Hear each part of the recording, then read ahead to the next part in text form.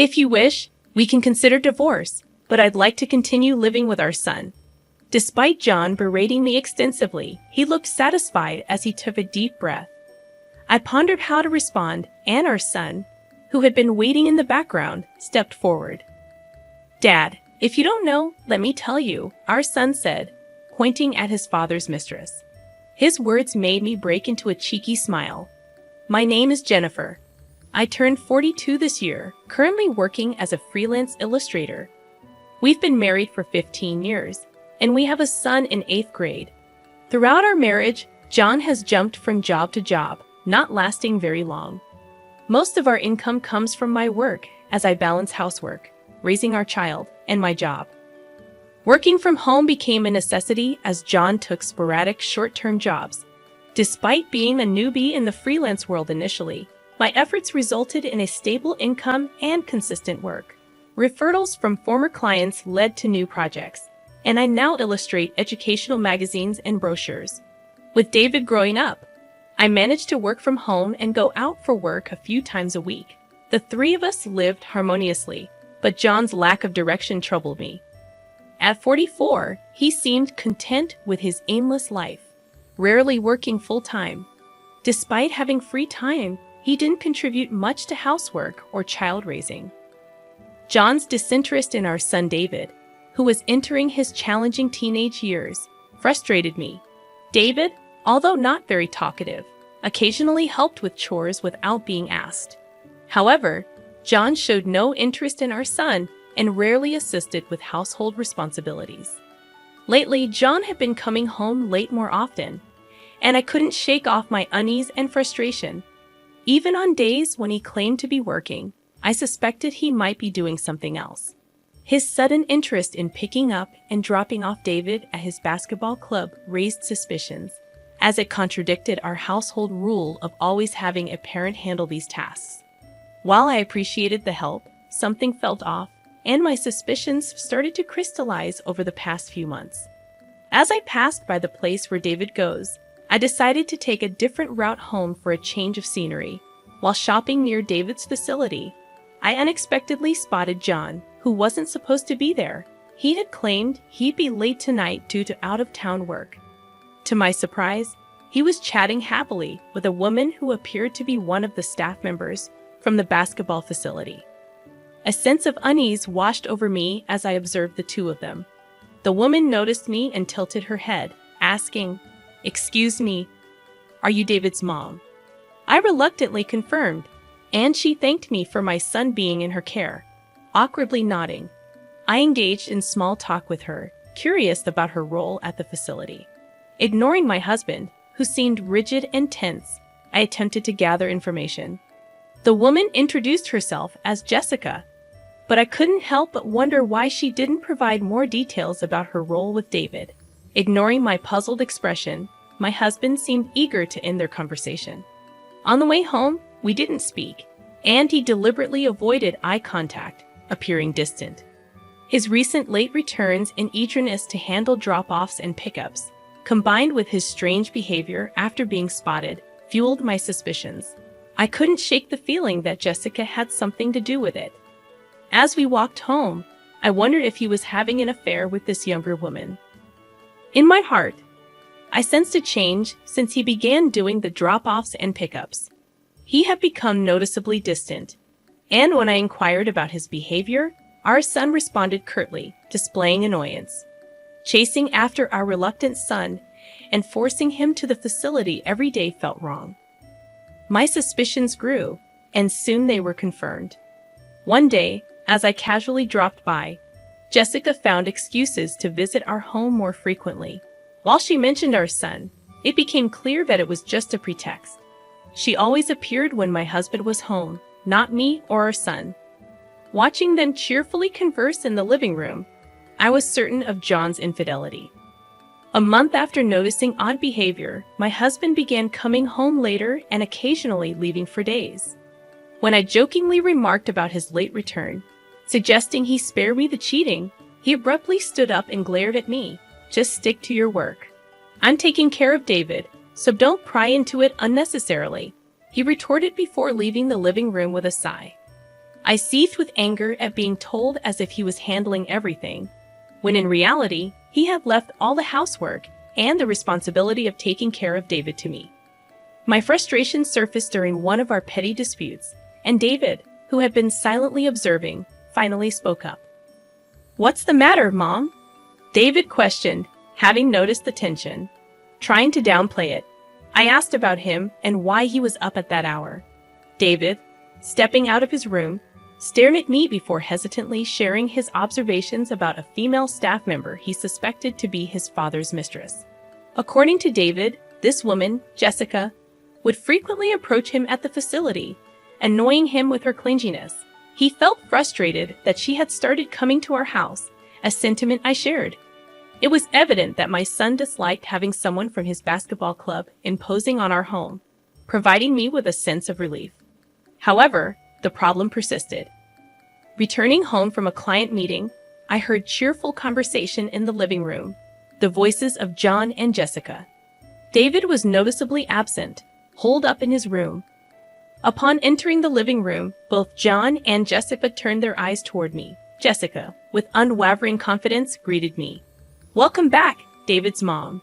I ran into John, so he invited me in, Jessica said, addressing my husband by his name, a fact that deeply unsettled me.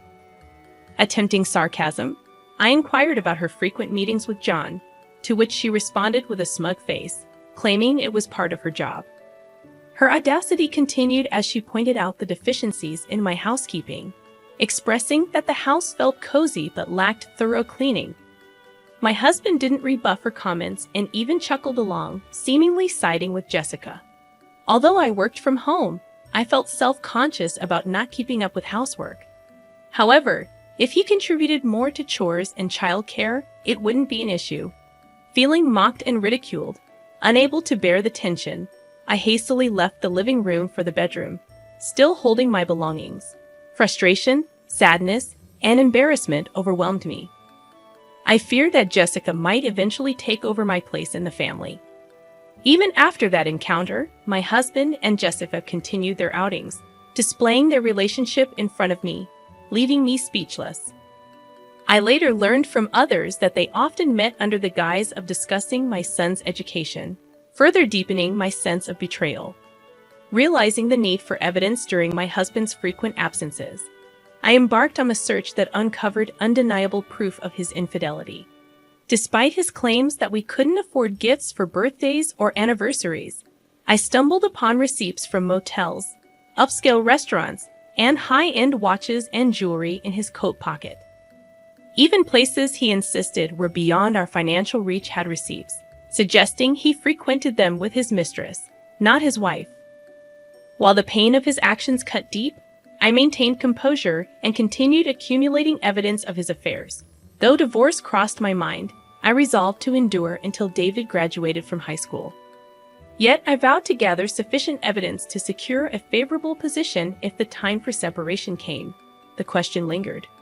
Where was the money for his affair coming from?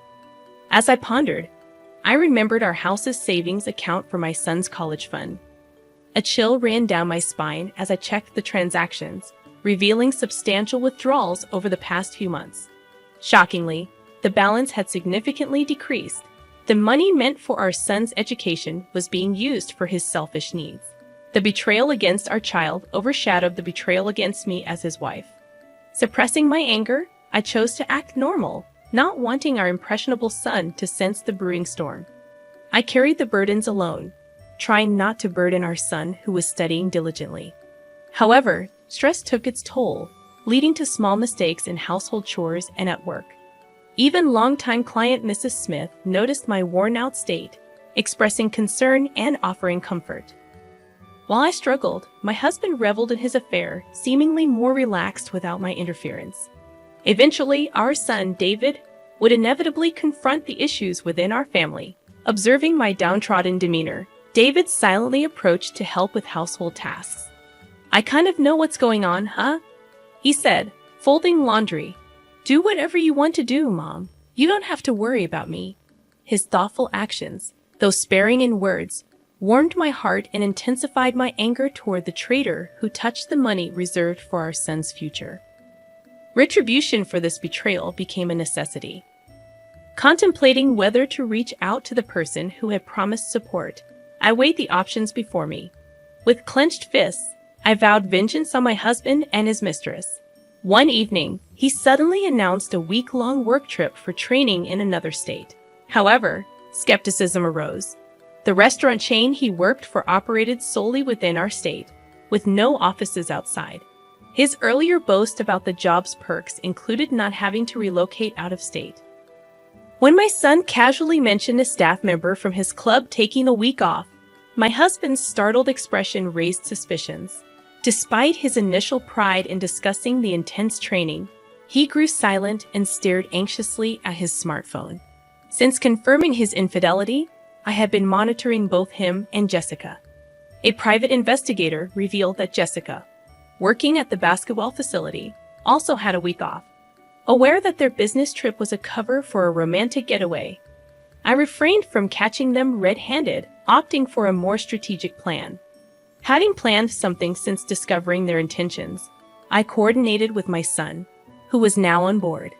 On the day of their trip, I bid farewell to my unsuspecting husband. My son and I, aided by relatives, began cleaning and packing.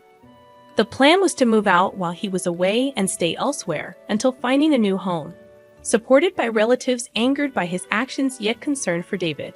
To prevent my husband's access to our savings account, I transferred the remaining money to my personal account. While making preparations, I couldn't leave his belongings behind and decided to send them to a specific location with Mrs. Smith's consent. A few days after moving, my phone rang with my husband in a panic, requesting money during his supposed training. Declining, I confronted him about the account he usually withdrew from. The frantic voice of Jessica in the background signaled their financial desperation. The next day, my son and I headed to a specific location, a magnificent mansion with a well-maintained garden. Inside, we found my cheating husband and his mistress, sitting on the floor, apologizing to Mrs. Smith.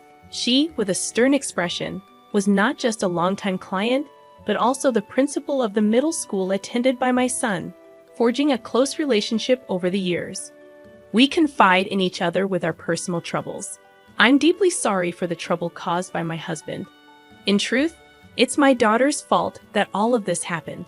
It turned out that Jessica, who was on a trip with my husband, was questioned by her parents about a package she received at home and had no choice but to return immediately. Naturally, she insisted that my husband accompany her. Upon hearing Mrs. Smith's words, my husband began to shake in fear. Mrs. Smith had always been concerned about my declining health after learning about John's affair. When I finally confided in her about the affair and she discovered that the mistress was her daughter, she was utterly devastated. Despite this, Mrs. Smith wanted to make amends for her daughter's actions and had been cooperating with me ever since. Pointing at the piles of boxes, she sternly reprimanded her daughter, expressing her disappointment. "You should be ashamed of yourself for always wanting what isn't yours," Mrs. Smith scolded her daughter sternly. Her daughter attempted to defend herself, claiming it was a misunderstanding, but Mrs. Smith wouldn't hear it. She insisted on an apology, promising consequences for her daughter's actions. Ignoring Jessica's hysterics, I turned my attention to my silent husband standing beside her. "Don't you have something to say to me?" I asked sharply, prompting David, who had been standing behind me, to step forward. "She's not a regular staff there, just an intern at the club," David interjected firmly, addressing Jessica directly. "And don't you ever try to get all chummy with me again. Always flirting with men. It's disgusting." As my son spoke, it became clear that Jessica hadn't been officially hired at the club, contrary to my husband's belief. He had thought she was experienced in student education or activities, which was laughable considering her actual status. Their exchange revealed hidden truths, and as I looked at the stunned Jessica, it seemed that they both had their secrets. Before leaving, I felt compelled to offer Jessica a piece of advice. "Did you know that I pay for the rent, living expenses, and even David's tuition fees? This man, John, has been working odd jobs for years. You think he's okay?" Jen, with a face drained of color, attempted to interject, But it was too late. Jessica was so shocked by the revelation that she collapsed on the spot. From what I could tell, John had been acting as if he had plenty of money to spare, hiding the fact that I was the breadwinner of the family to save face in Jessica's eyes. I seemed like a lazy bum who neither worked nor took care of household chores properly. Mrs. Smith was left devastated, facing the harsh reality presented by my husband and Jessica. After David and I happily returned home, it appeared that John was kicked out of Mrs. Smith's house. Looking defeated with Jessica and a load of stuff, months passed since the move. On Mrs. Smith's advice, I decided to leave my divorce process to a competent lawyer. Thanks to professional assistance, all the complicated procedures went smoothly, bringing me relief. I heard that the savings I had set aside for David's education could also be added to the claim as child support.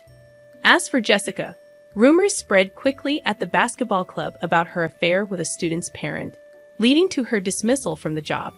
Seeking help from her parents, Jessica found Mrs. Smith unwilling to assist, leaving her lost and confused. Despising the man without money, she spat out words of disdain and abandoned John. Despite John's attempts at reconciliation, neither David nor I were willing to agree. Mrs. Smith felt terribly guilty for her daughter's role in ruining a family.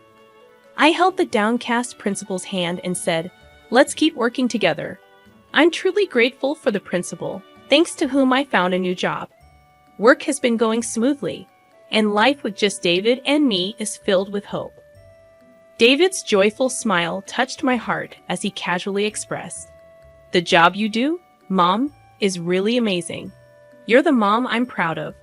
Looking at a magazine featuring my illustrations, I discreetly wiped a tear from my eye. I want to keep pursuing my career as an illustrator, but above all, I want to work even harder for my precious David.